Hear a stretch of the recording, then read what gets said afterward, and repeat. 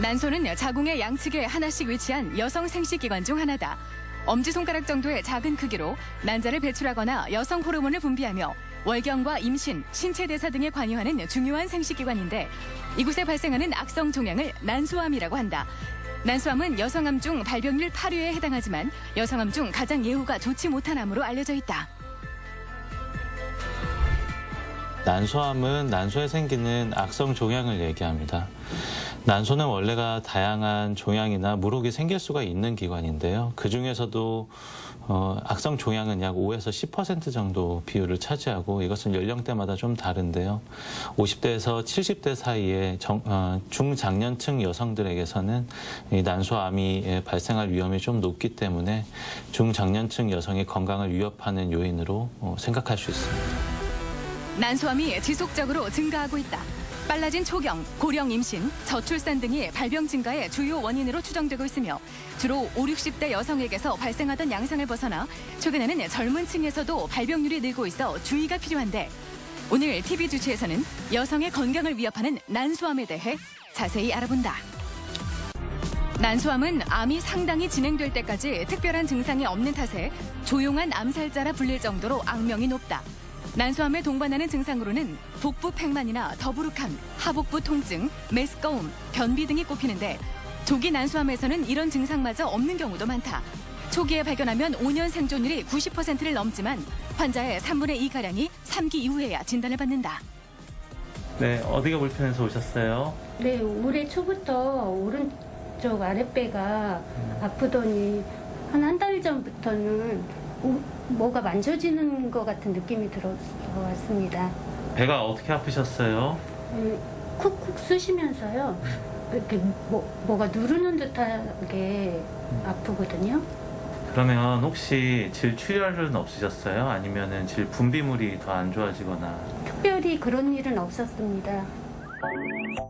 난소암은 배란이 반복되는 과정에서 나팔관과 난소에 문제가 생겨 발생하는 암으로 배란이 자주 일어날수록 위험도가 증가한다.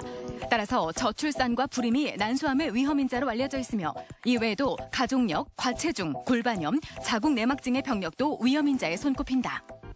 이 환자분은 50대 여성분으로 아랫배에서 만져지는 종괴 그리고 아랫배 불편감 주소로 내원하신 분입니다.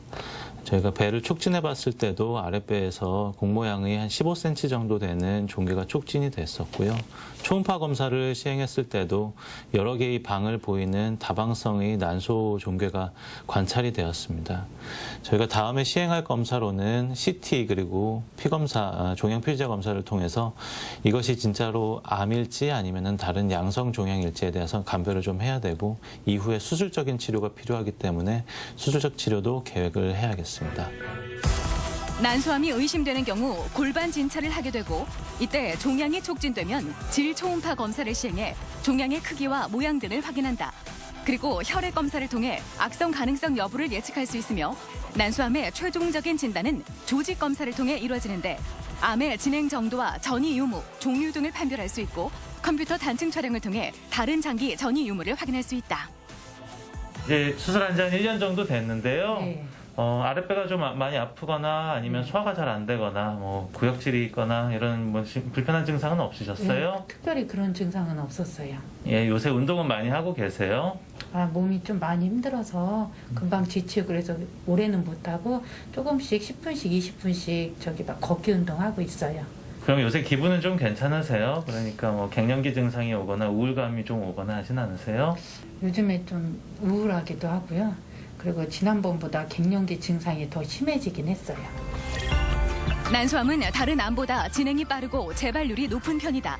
따라서 치료 이후에도 재발이나 전이를 조기에 발견하는 것이 중요한데 일반적으로 수술 후 첫 1년은 1개월에서 3개월마다, 2, 3년은 3개월에서 6개월마다 정기적으로 병원을 방문해 추적 검사를 해야 한다.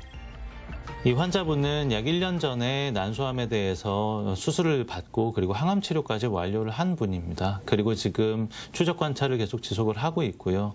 3개월가량마다 병원에 방문해서 피 검사 그리고 신체 검사를 하고 그리고 매 6개월마다는 영상 검사를 진행을 하고 있고 아직까지 재발의 소견은 보이지는 않고 있는데 다만 수술 이후에 우울감을 좀 호소하시는 부분이 있어서 여기에 대해서 정서적인 지지 그리고 필요시 호르몬 치료 같은 것들을 계획을 해야겠습니다.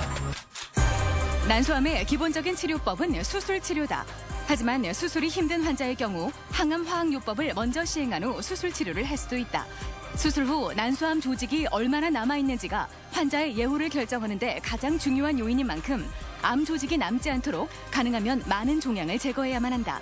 초기를 제외한 대부분의 난소암 환자들은 수술 치료 후 복합 항암 화학요법을 시행하게 된다. 난소암은 조기 발견이 많이 어려운 편입니다. 그 이유는 난소암이 걸렸을 때 생길 수 있는 증상이 좀 비특이적이기 때문인데요. 이를테면 소화불량이라든지 아랫배 통증 같은 것들은 다른 질환이 없는 경우에서도 많이 생길 수 있는 증상이기 때문에 난소암을 의심하기가 쉽지가 않죠. 그래서 정기적인 자궁 그리고 난소 초음파 검사 그리고 자궁경부암 검진을 꾸준히 한다든지 해서 정기적으로 산부인과 진찰을 자주 받으시는 것이 난소암을 조기에 발견할 수 있는 지름길입니다. 유방암, 자궁경부암과 함께 3대 여성암으로 꼽히는 난소암. 유병률은 여성 10만 명당 2% 내외로 다른 암에 비해 낮지만 특별한 증상이 없어 뒤늦게 발견되면 치명적이다. 또한 다른 암과 마찬가지로 조기에 발견할 경우 완치될 가능성이 높아 정기검진을 통한 조기 진단이 무엇보다 중요한데 젊고 증상이 없다고 방심하지 말고 적극적인 검진을 통한 예방이 최선임을 기억하자.